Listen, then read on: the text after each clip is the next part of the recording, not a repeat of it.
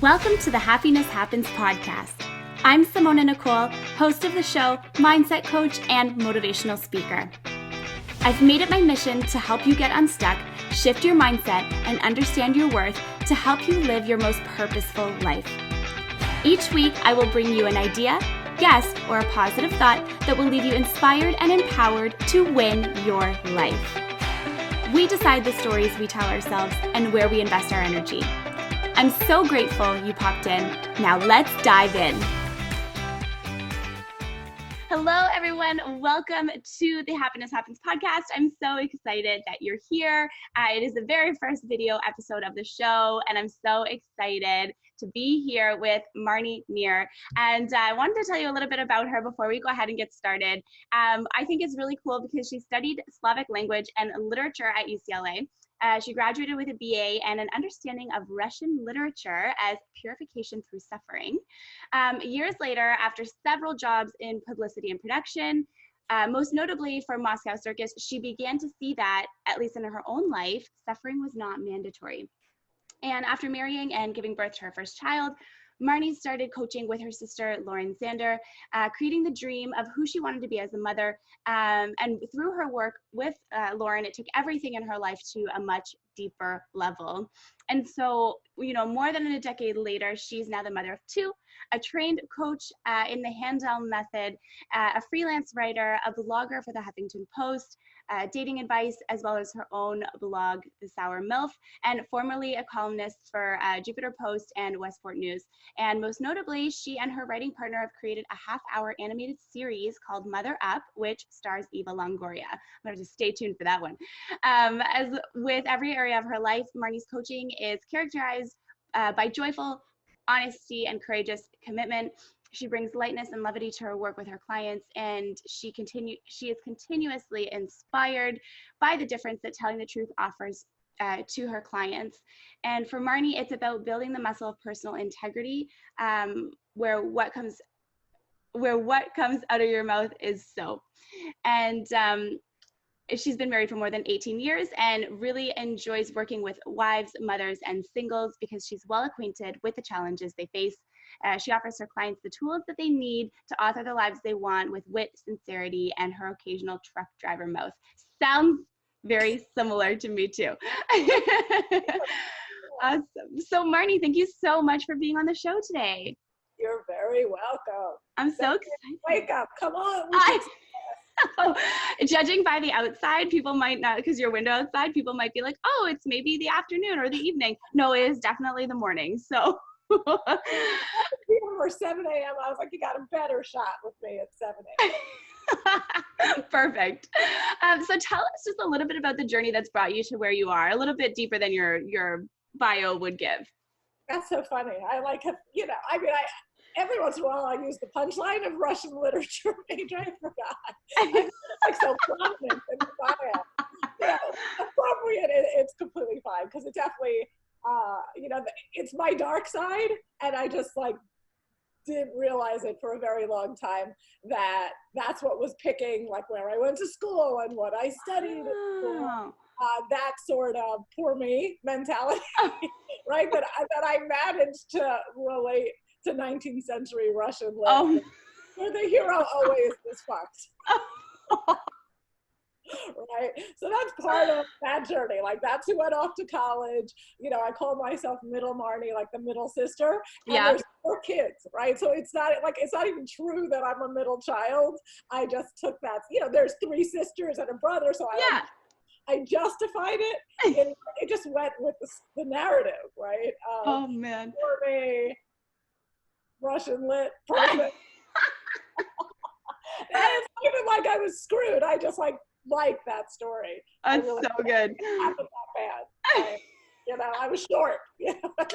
I love that. You know what? You have to identify with something. So if middle child is what it is, then that's okay. It worked for me for a long time, and then it amused me later when Lauren started. My baby sister started coaching me, and I started to get that joke. Yeah. The story I was telling, that it was a bit skewed,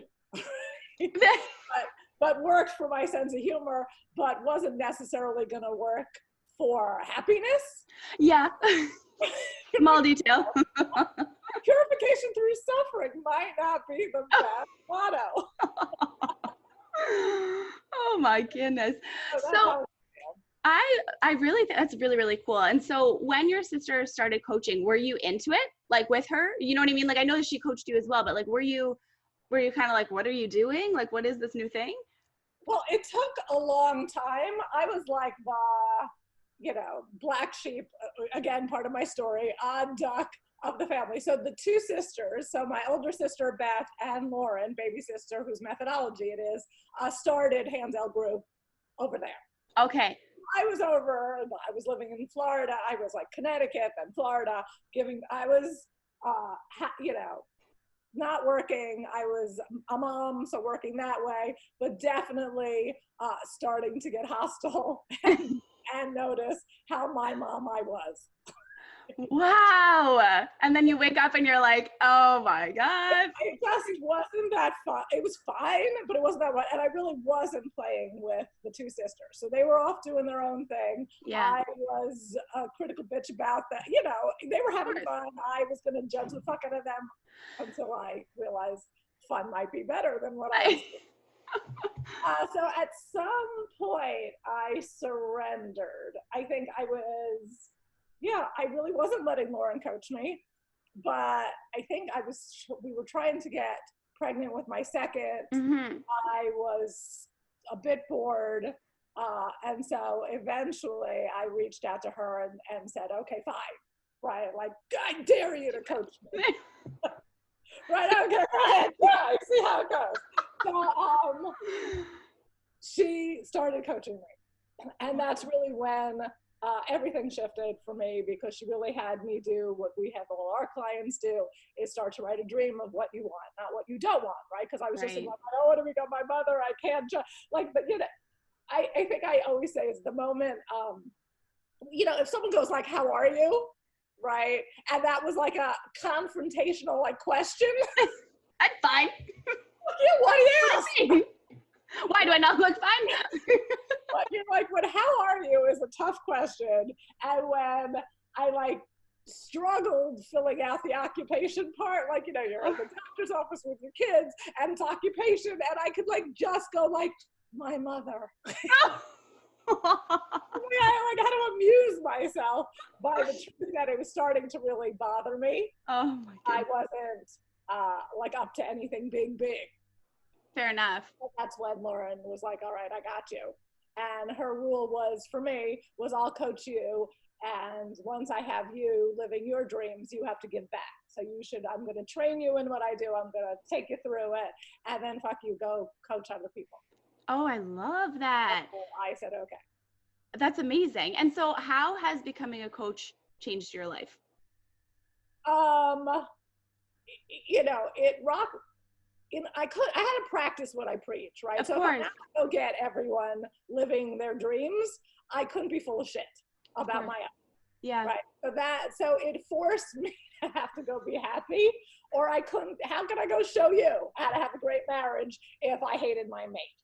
Right. So the awesome part is it caused me to have to walk my talk. Mm-hmm. And laugh at when I trip up and fall and use my own asshole to help you see yours. Yeah.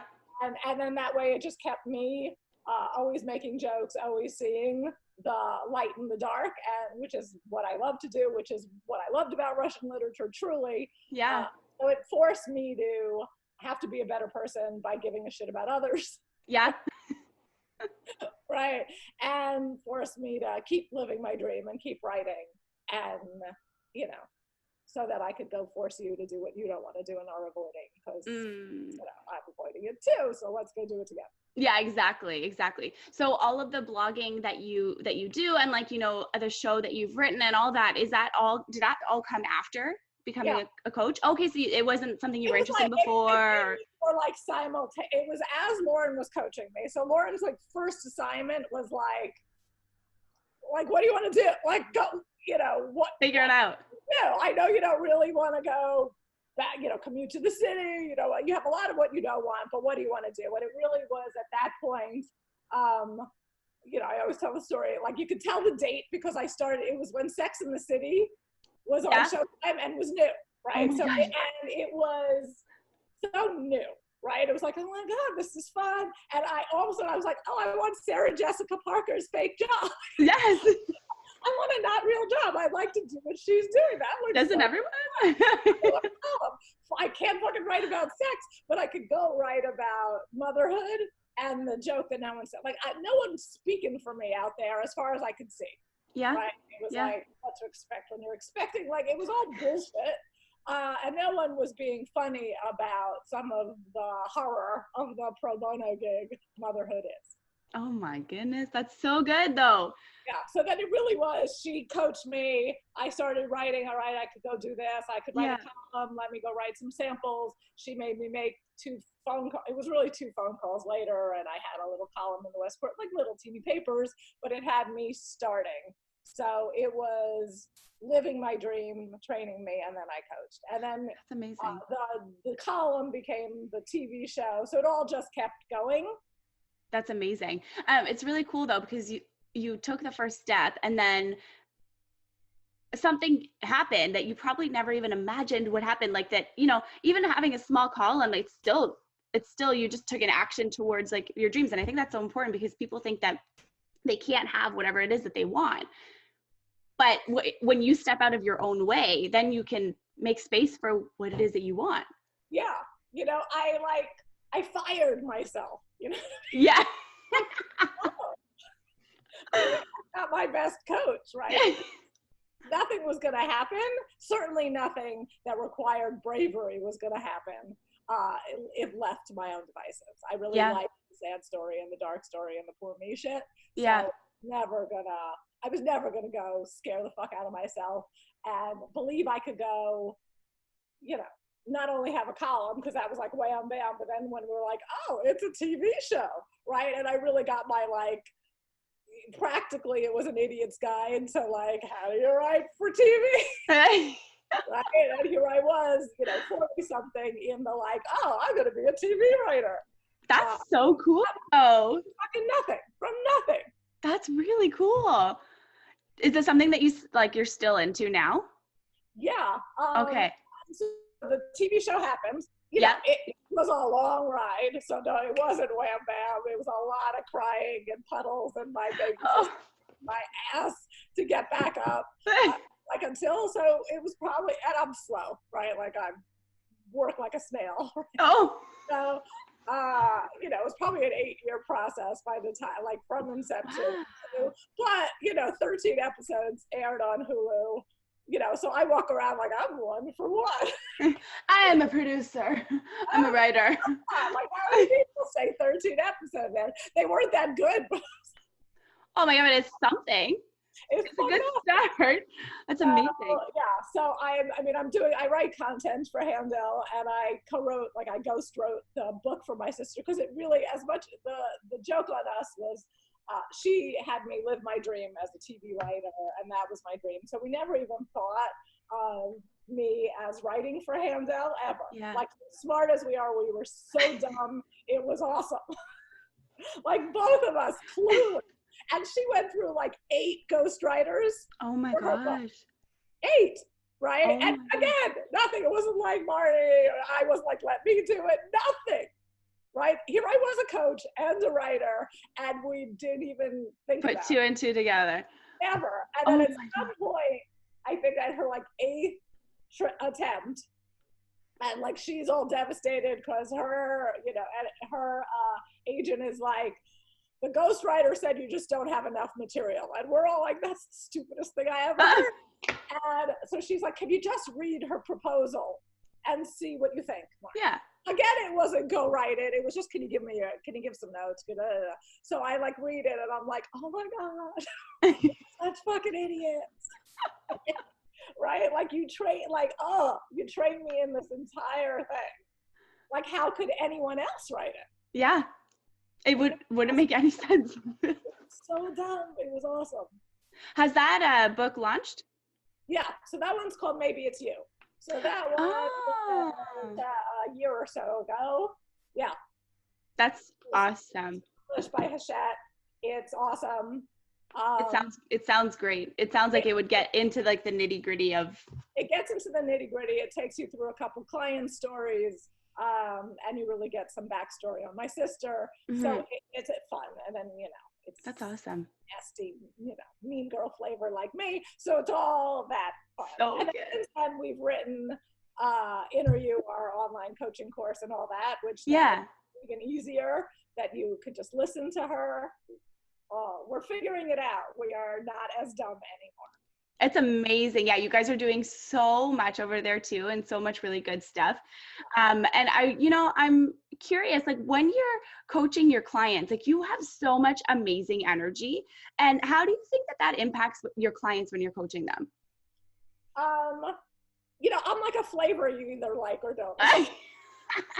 So, we have like lots of coaches. So whenever we're like, if this is annoying to you, if this is Fran Drescher like, right, really, we have sweeter, kinder, gentler. Oh, truly, a whole variety of awesome other flavors. So that's one, because you either like my flavor or really fucking don't. Right. You like the plague and are scared of me and all that. I think why my personality works for the method is because most of our method is, as much as we're working on your dark side, we think it's fucking funny, right? Like we think that humanity needs a sense of humor about how much we hide our dark, and we don't have a problem with it at people's dark side. Like how much we judge, what this thing says and does for a living is impressive. So we think it's funny. So if I could get you to laugh at it a little bit, or call you out on trying to sell me something that is so not true, right? Or you try to tell me why you've been married umpteen years and why you should no longer fuck your husband. Right? Like one, I've been there, and right, I've said the stupidest things to my children. Done it too, right? So I think it helps. That I find humanity pretty fucking funny. You need to, in some way. You gotta laugh, right? Like, okay, so my grandma tells me this all the time. She's Italian. She's moved here years and years and years ago, and anytime some kind of hardship happens or something, she just looks at me. She goes, we better laugh. We better laugh. She's like, what else are we gonna do? We better laugh. And I'm like, we better laugh. Like find it funny, find the right spiritual lesson in it. There's so much in it, right? And I think like my Russian literature major, like all that love, I like to dig into it. I like to find the dark in it. I like to see the meaning in it. Yeah. And the punchlines that are coming, and I really believe there's no such thing as coincidence or anything, right? Like all ants marching. So if you could really get the joke, so I think it helps. I think we take ourselves and our issues really, really serious. Yeah. And even if they are serious, there really is something gorgeous to learn in it. I love that. It's a really, really good point. And so when you're coaching now, you're focusing more on, like the relationship side and love and like that. Is that what you love to, that's what you love to coach on, right? Yeah, I think I don't have a ton of clients anymore. I really do spend more time helping my sister, like translate my sister. But I do love, again, because of my writing, because I can write, because I can read between the lines. And, once you jump into Handel, you see like a lot of it is written work. We have you go write it because we can speak sleazily, right, and not hear what we're actually doing. But if you write it, you incriminate yourself. Like you're like, oh my God, I whistled to myself. I didn't know, right? Like you just don't know. You think you're just funny and sarcastic out in the world verbally, right? But you write it down and you're like, right? So I love reading people's work and helping them see that. Yeah. So I love to work with women, like single women, because I find that they're getting more and more hostile and they don't see their own fingerprints on the crime scene at all. And I think seeing it has everything shift. Oh yeah. I just blamed every fucking dating site or all the men in New York City, or blah, blah, blah. I'm missing that I'm, the common denominator in all those men. Yeah. And we really are often. Oh my God. Right. It's like really good news if you come to like our side and stop believing you've exhausted every option and it just sucks up there and I should get used to being single. I should be really happy alone, and all the shit you spew to not go out and start again and give a shit.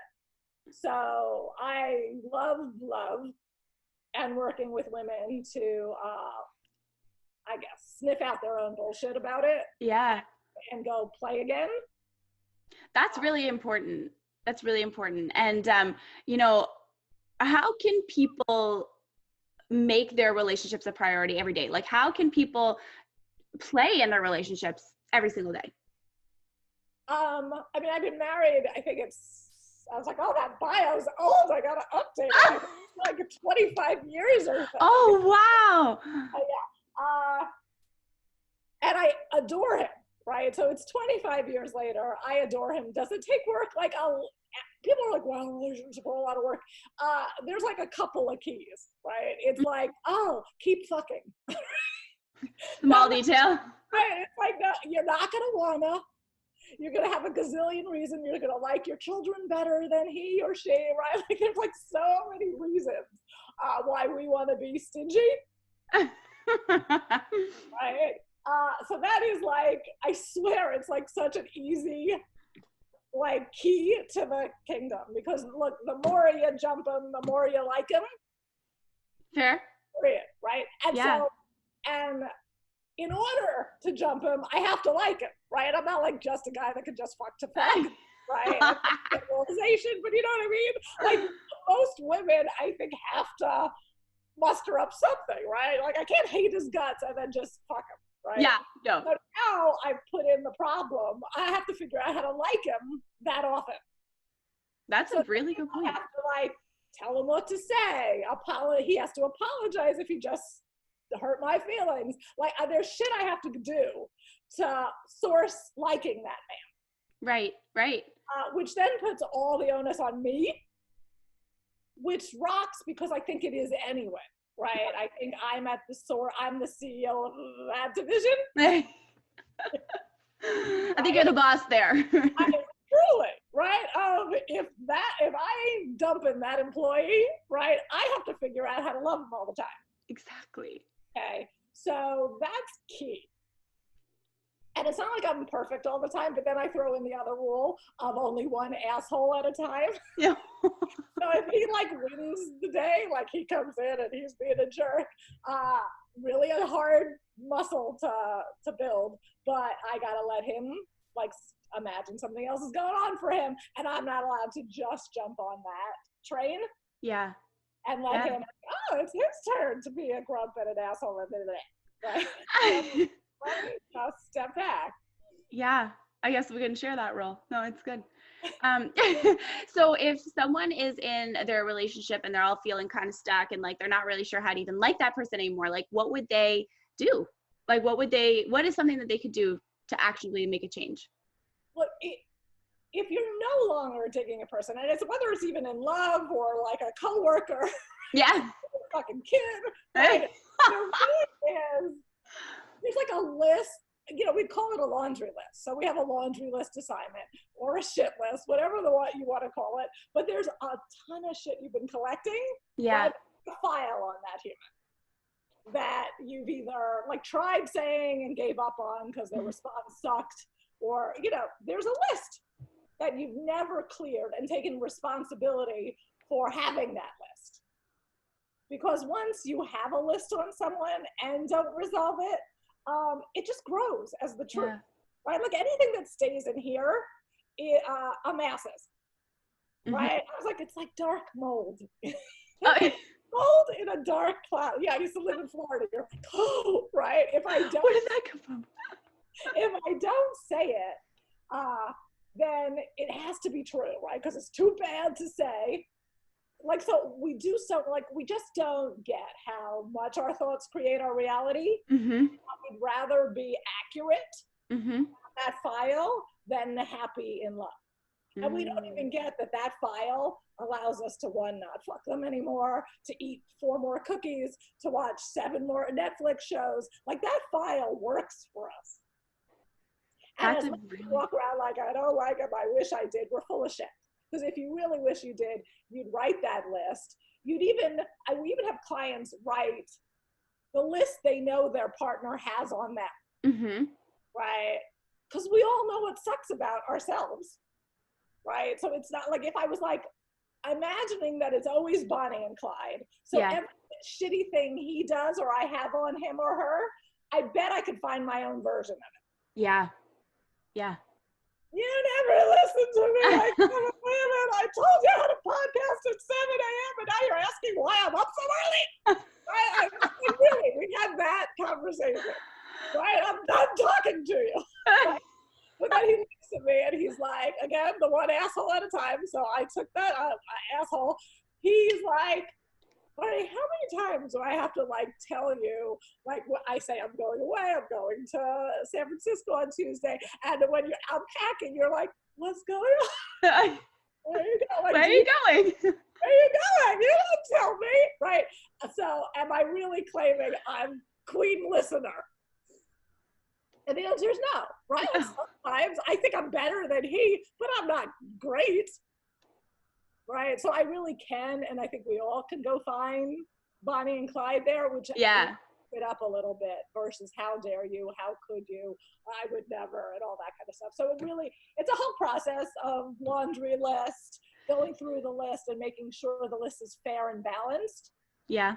Right, because the first take at all those lists, people are, you never tell me you love me. Like, it's always never and always, right? And again, we have you do that list first so I could show you how unfair, unbalanced they are.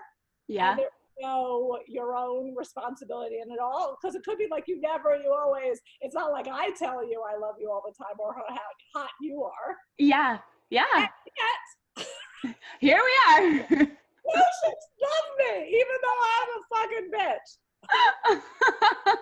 Why don't you love me? Yeah, I used to I remember back early in the coaching, there was this one, like in my complaints about Sheer, my husband, we'd have date night Saturday night. And, by the time we got to the restaurant, he was like walking ahead of me, like not even opening the door for me. And I really was like victimized by it. Oh, yeah. I can't believe the fucking, and he's Israeli, so it's like an always low-hanging fruit, easy target. Fucking arrogant fuck. Oh. Date night, right? And then like taking no responsibility for like, all right, Marnie, let's just like rewind a little and see.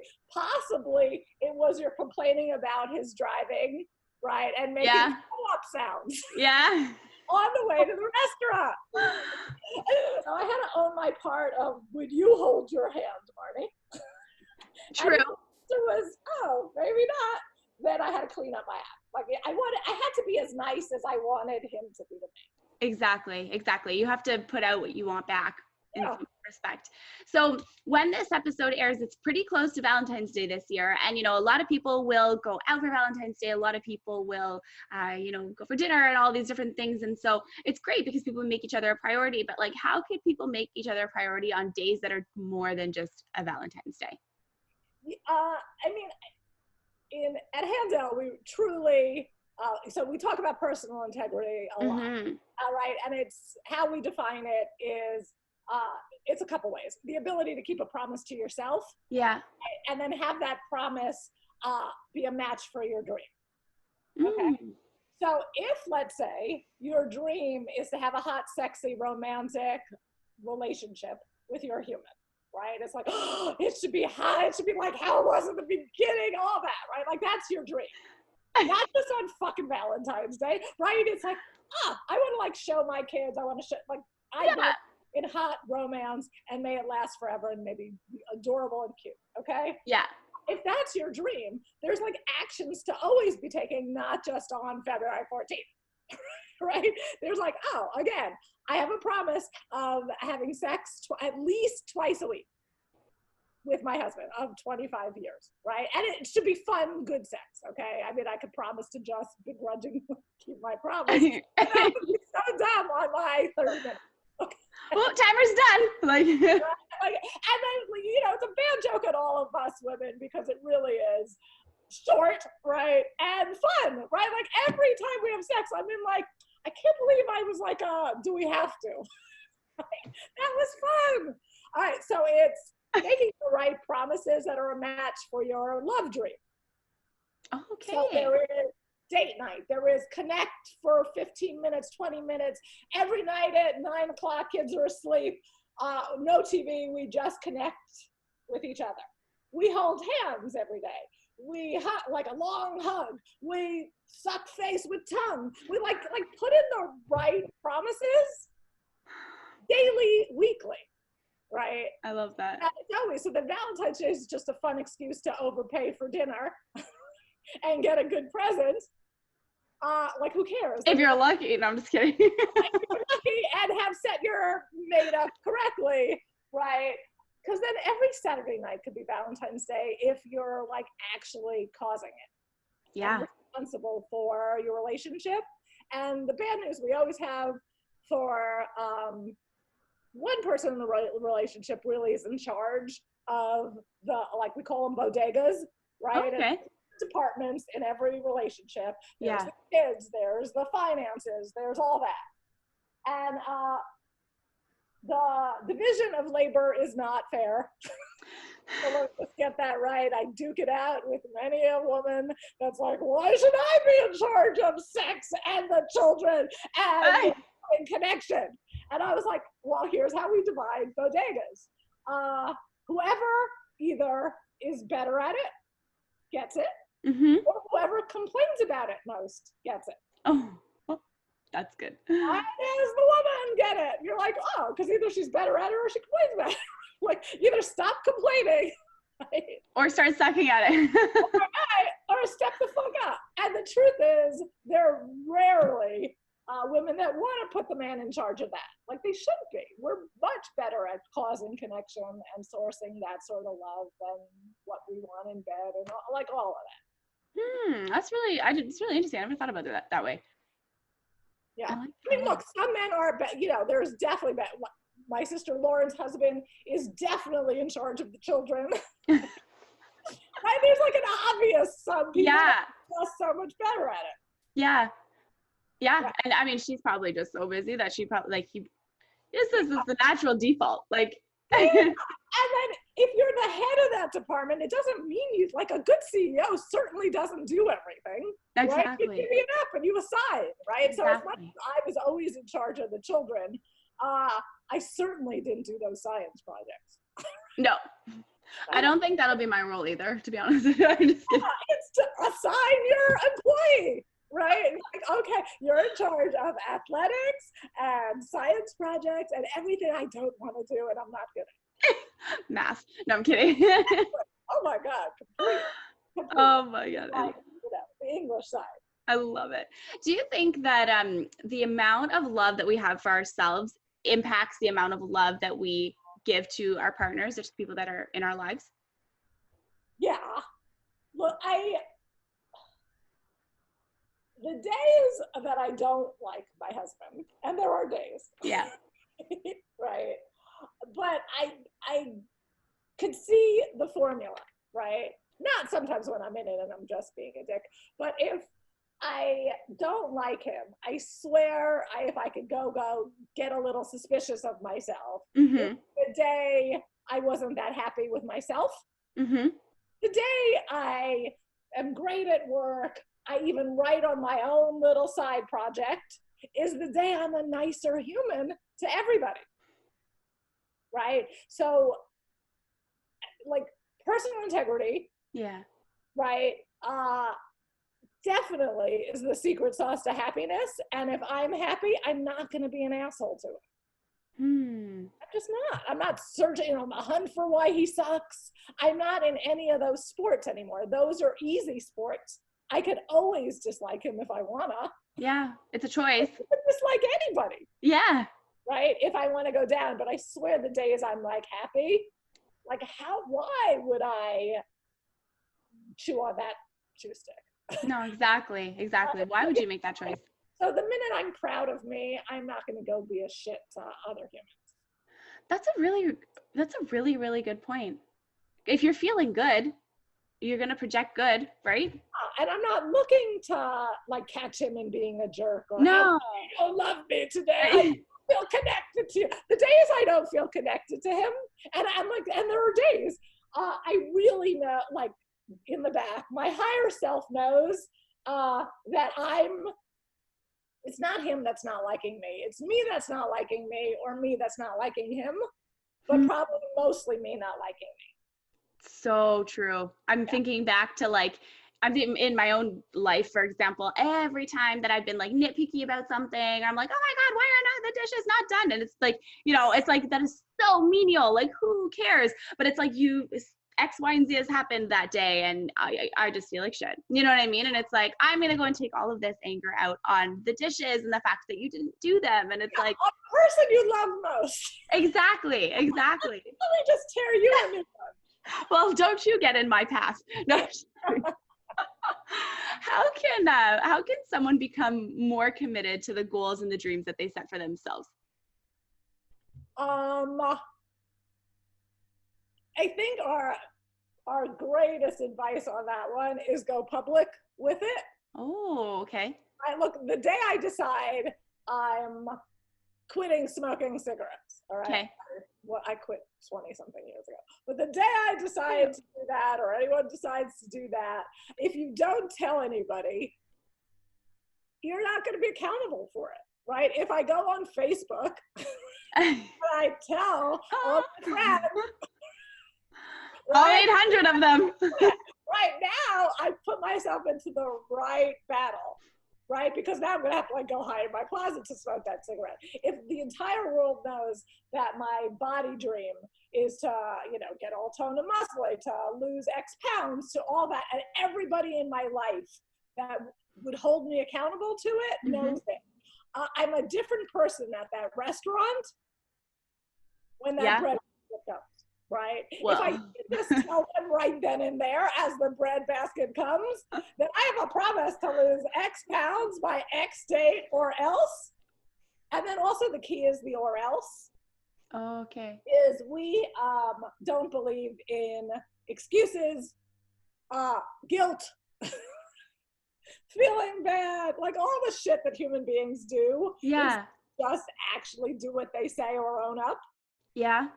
Right? Like we call it the like good human formula, right? Like promise this, do this instead, add some excuses and guilt equal good, sincere human. Right? As long as I feel badly that I didn't go to the gym, blame the 20 emails in my, blame work or the kids for it, I'm off the hook. Yeah. But if all of a sudden I go like, I have to go to the gym or I get no wine this evening. Oh, okay. So that would be like your or else.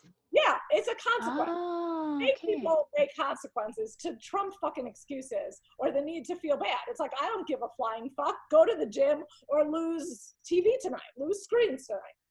Right? And the bummer and funny of humanity is we fight more for Netflix than our body dream. Yeah. Right? Like, I want to play Candy Crush. Like, we will fight. Look, how, if you were like, Marnie, how'd you sell your TV show? How'd you write a script and all that? I was like, oh, well, if I didn't write for an hour a day, I lost my wine. Well, that's a big deal. I really did. I have a glass of wine, like every night. I like measure it because I'm a little attached to it. But it's only the whole bottle. No, I'm just kidding. Right. It's like, I've like figured myself out, but that carrot will get me to do almost anything. Right? If I don't fuck my husband, I lose whatever like Netflix or whatever show I'm currently obsessed with permanently. Like I lose an episode. So the next episode, right? So whatever, what am I watching now? The Outsider. The next episode is gone for good. Oh, wow. And then you miss the whole thing. Yeah, right? you know, your head could go like, well, you'll see the previews in the next one. You'll figure it out if I have that. And then you haven't watched the whole series. No, I'm just kidding. You're gonna dump the whole series because the next one's on. But you start to hear your head for what it does, which is gross, right? You fight a better fight, right? Like, look, you took the cream out of my coffee. I'd like do almost anything for that cream in my coffee. Like, black coffee sucks for me. It's a fair point. Right? It's a fair point. That's the secret to how to actually get accountable for what you said you wanted. Right? Like, we're really good at keeping promises to other people, right? I'm not my kids, I'm going to pick you up at 3 and go like, well, I didn't feel like it. I changed my mind. No. But I'm really willing to stay in my workout clothes all day and not go work out. Exactly. It's that accountability piece, like being accountable to yourself and accountable to, the actual thing that you said that you were going to do. Yeah, we really love that to ourselves. We are last on our own list. So the key is to get really clear about your dream, go public with it, and then get into promises and consequences and get an accountability buddy, which isn't the same as a drinking buddy or your same friend that's not going to the gym and blaming her children for it. Like, really is someone that's going to hold you to it. Yeah. And you'll start to see how good it feels to, lose your wine, right? Like, that's what you did. That you don't get that glass of your red wine. I don't know. I'm going to just assume that it's what happens is, instead of all the guilt and the excuses and blame that we do, the day I don't get my wine and I have to deal, because my head's going to go like, well, you didn't say beer, Marnie, and I have to hear her. She's such an asshole. Right? But you end up proud of yourself. Yeah. That you got the right day, right? Because you said you'd go, you have a body dream. Go. And you did the action. Pay the piper, right? Yeah. Forget guilt, blame, all that other shit, because that stuff is just dark. Doesn't help. I love that. That is such a good tip. I love that so much. Simple, it's amazing. Yeah. How much it works too. Yeah. But also a consequence. Yeah. And when you hear from somebody else, it's because unless you are aware of what you're doing, unless you're aware you're being, you're putting, I'm losing the words, but unless you're aware of what it is that you are not paying attention to, you have no idea what it actually is. You know what I mean? You have no idea. No, look, we buy our own excuses. It's why we don't have everything we want, right? Yeah. And you always have a client show me where they didn't buy their excuses, right? They really have a list of accomplishments where it didn't matter what their head said, right? They quit smoking. And people that beat fucking cancer, and they're like, I can't get a date. And you're like, oh. You're like, do you know what you just did though? Can you hear how full of shit you are? Until you start to put in the right practices, you can hear that voice for what it is. Exactly. At Handel, we start to distinguish that voice. We give it stupid, goofy names. It's the chicken rat, weather reporter. We give it names so that you can start to separate it from yourself. I love it. Because right now we think those noises are our true selves. My head is really me, and it's not. No, I love that. That's awesome. And then, so now you do more of the content side at Handel, which is amazing. And how do you think that your experience as coaching, because you said you don't really have that many clients anymore, but your experience coaching and being a coach, I feel like that would directly feed into everything that you're able to do now, because you get it, and you get people. Yeah. That's amazing. Completely. That's amazing. It's always been fun to tell on myself in my writing. Mm-hmm. Make sure the coaches, when they write their blogs, are telling on themselves, because that's how people learn the most. Yeah. So it feeds everything. That's really, really great. And this is my last question for you. And it's a question that I ask all of my guests when they come onto the show. And it's, how can someone start to live just a little bit happier every day starting today? Okay. I know. No. You gotta go. Okay, good. All right. There's a practice that my sister invented. And we call it the DD. Okay. Which just stands for Designed Day. Okay. Oh. So every morning, most of, I think all the coaches, and I've been doing it for years, design our day, which means you get up in the morning and you type it up and you say how the day went. Oh. First thing in the morning, I design, I author, I direct my life versus hope it's a good one. Cross your fingers. Which most of us do, right? Like cross your fingers, knock on whatever, all of it. Like we have nothing to do with how the day goes. Mm-hmm. And it's not the same as just writing a list of things you're going to get done, though you can include some of that shit in there. Yeah. We like to include like magic and out of the box shit that happens, and like out of nowhere this person calls, or a magical email comes in, right? So we write a couple of bullet points and then we send it to a group, like a posse. Oh, nice. So now, even if I don't speak to my close friends, they like know what I'm up to. That's right? so and awesome. I'm planning for the day. So it causes me in charge of my day, no matter fucking what, right? And some of it is like, oh no, so at the end of the day, we do an accounting. So Okay. we send the email. So let's say I said, magical fucking day, out of like email from a client that like so happy, right? So this person met the love of her life. Like the date was so amazing. So good. Okay. Son, I always write like my son is like Harrison, is great, happy, proud. Sophie is proud, right? Sophie the proud. That's my daughter. No. She gets an A. Like anything I want to say. Okay. She met a cute guy in class. Right? She texts me, right? So here's my teen, she does text me, but like all of a sudden she's texting me about a guy. Fucking awesome. So that's how my day goes. All my friends know this is what happens. Have a great idea for another scene in my play. So a couple fun things like that. Awesome. End of the day, next to each thing, I write like, no, oh God, no. Yes. Right? And then I get to go rewrite my day. So we do a little sentence of whatever we want to have happen that didn't happen, happened. Oh, so okay. A manifestation. Yeah. That's a great manifestation technique. So much fun. Yeah. Everyone in your life knows what you're up to or up against, mm-hmm. and knows how the day went. That's awesome.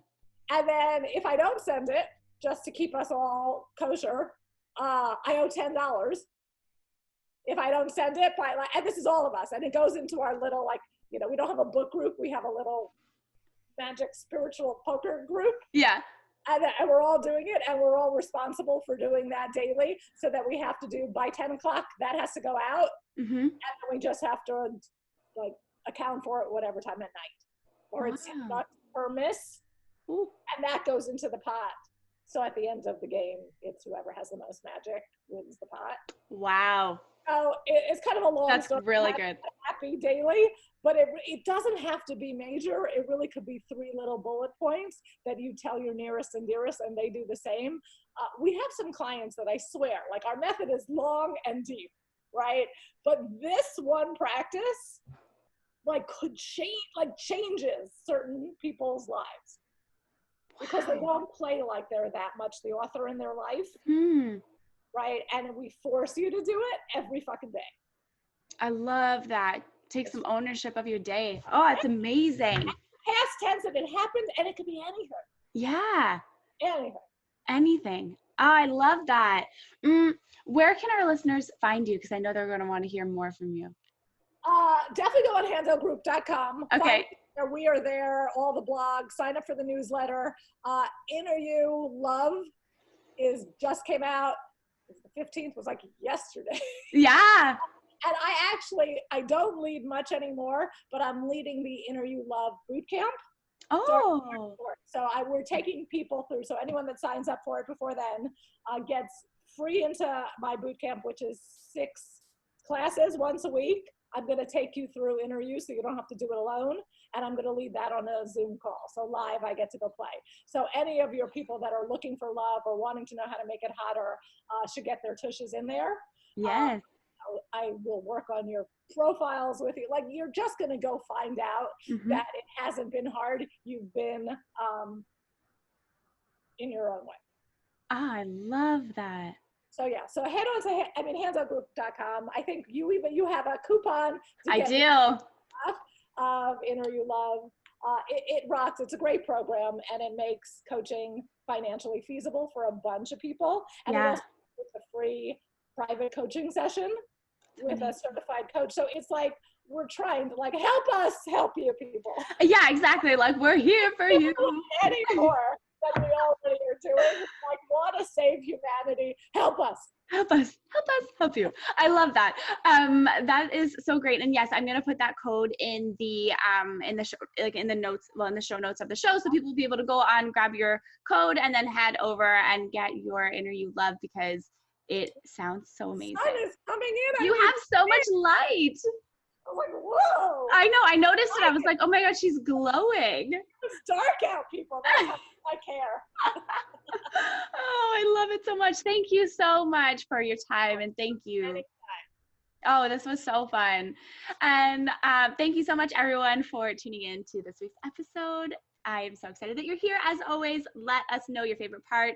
Let us know what stood out the most to you. And remember, happiness happens when you're least expecting it. Thanks so much for being here today. I hope these words have brought you inspiration, insight, and a bit more happiness.